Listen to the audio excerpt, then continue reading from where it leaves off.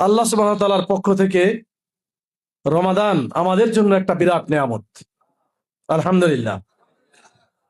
আল্লাহ চাচ্ছেন আমাদেরকে ক্ষমা করতে, মাফ করতে, যেন আমরা সকলে জান্নাতের উপযুক্ত হয়ে যেন আমরা এই পৃথিবী থেকে বিদায় নিতে পারি। এই জন্য নানাবিধ ইবাদতের ব্যবস্থা আল্লাহ করেছেন। দেখেন, প্রতিদিন 5 ওয়াক্ত সালাতের শিক্ষা কি? সালাতের ব্যাপারে আল্লাহ বলছেন, ইন্নাস সালাতা তানহা আনিল ফাহশাই ওয়াল মুনকার। সালাত এমন একটা ট্রেনিং, সালাত এমন একটা ইবাদত, যার মাধ্যমে আমাদের যাবতীয় মুনকার কাজ, ফাহেসা কাজ থেকে আমাদেরকে বিরত রাখে।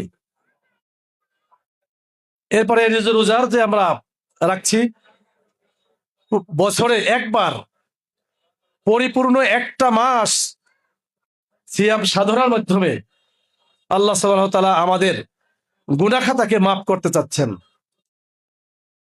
রোজা হচ্ছে তাকওয়া অর্জনের মাস, রমাদান হচ্ছে গুনাহ মাফের মাস, রমাদান হচ্ছে এমন একটি মাস যে মাসে আল্লাহ সুবহানাহু ওয়া তাআলা কোরআন নাযিল করেছেন। রমাদান এমন মাস যে মাসের দান সদকার মাধ্যমে আমরা পিছনের যাবতীয় গুনাহ খাতাকে মাফ করে নিতে পারি। রমাদান এমন একটা মাস যেই মাসে সংগঠিত হয়েছিল ঐতিহাসিক বদরের যুদ্ধ, যে যুদ্ধের মাধ্যমে ইসলামের বিজয় হয়েছিল।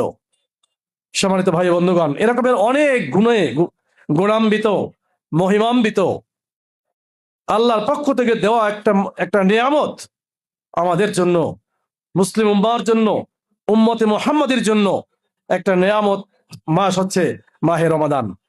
তো আমরা সকলে এই মাহে রমাদানের হক আদায় করে যেন আমরা সিয়াম সাধনা করতে পারি, এই জন্য আমাদেরকে প্রতিজ্ঞাবদ্ধ হবে।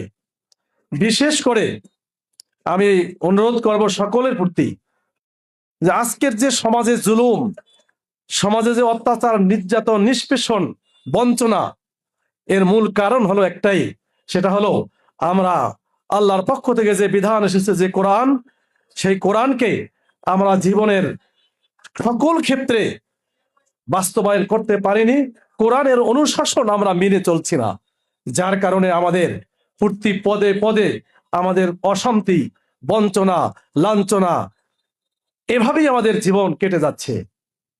আর এই অন্যায় থেকে, এই জুলুম থেকে, এই অশান্তি থেকে মুক্তির জন্য পৃথিবীর ইতিহাস দেখবেন যুগে যুগে অনেক মতবাদের জন্ম নিয়েছে। সেই মতবাদ দুনিয়াতে আসার পরে খানিক সময়ের জন্য কিছুটা ভালো কিছু দিক দেখা গেলেও দেখা গেছে যে দীর্ঘমেয়াদী সেই মতবাদ মানুষকে শান্তি দিতে পারেনি, মানুষকে এই জুলুম থেকে পরিত্রাণ দিতে পারেনি। এই জন্য এই পৃথিবীতে যত সমস্যা রয়েছে, সব সমস্যার সমাধানের জন্য আমাদেরকে যেতে হবে কোরআনের কাছে, রাসূলের আদর্শের কাছে।